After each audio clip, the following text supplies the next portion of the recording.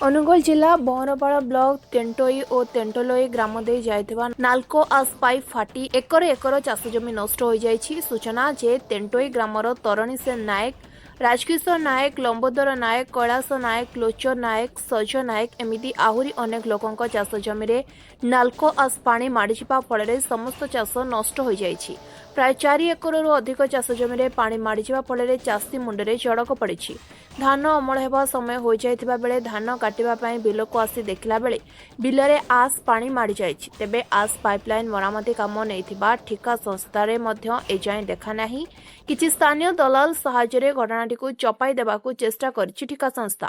ତେବେ ଏନେଇ ନାଲ୍କୋ ପଦାଧିକାରୀଙ୍କୁ ପଚାରିବାରୁ ତାଙ୍କ ପାଖରେ କୌଣସି ଖବର ନଥିବା କହିଛନ୍ତି। ଅନ୍ୟପକ୍ଷରେ ଏଭଳି ଘଟଣା ବାରମ୍ବାର ଘଟୁଥିଲେ ମଧ୍ୟ ନାଲ୍କୋ କର୍ତ୍ତୃପକ୍ଷ ଚୁପ୍ ରହୁଥିବା ସାଧାରଣରେ ଅସନ୍ତୋଷ ପ୍ରକାଶ ପାଇଛି। କିଛିଦିନ ପୂର୍ବରୁ କର୍ଣ୍ଣପୁରଠାରେ ମଧ୍ୟ ସମାନ ଦୃଶ୍ୟ ଦେଖିବାକୁ ମିଳିଥିଲା। ଆସ୍ ପାଇପଲାଇନ୍ ଫାଟି ଚାଷ ଜମି ସହ ଗ୍ରାମର ଏକ ପୋଖରୀରେ ଆସ୍ ପାଣି ପଶି ଯାଇଥିଲା, ଯାହାଫଳରେ ଲୋକମାନେ ନାହିଁ ନଥିବା ଅସୁବିଧାର ସମ୍ମୁଖୀନ ହୋଇଥିଲେ।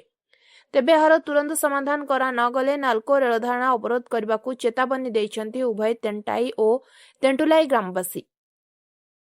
ଆପଣଙ୍କ ନାଁଟା? तपन कुमार नायक, ଘର तेंटोई।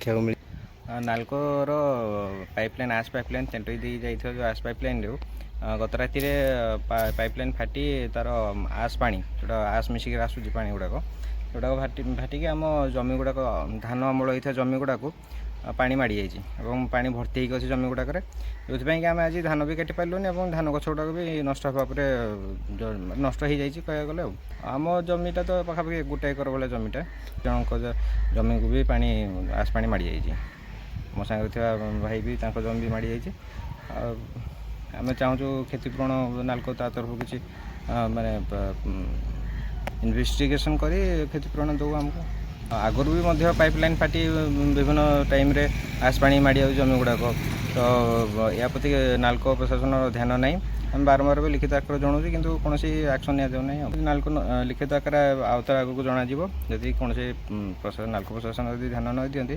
तेज आम आगू स्ट्राइक करूँ कि विरोध करूँ यार रेलवे अवरोध करूँ रेलवे लाइन को। अनुगुल बहरपाड़ू सुब्रत नायक रिपोर्ट स्वतंत्र ओडिशा लाइव।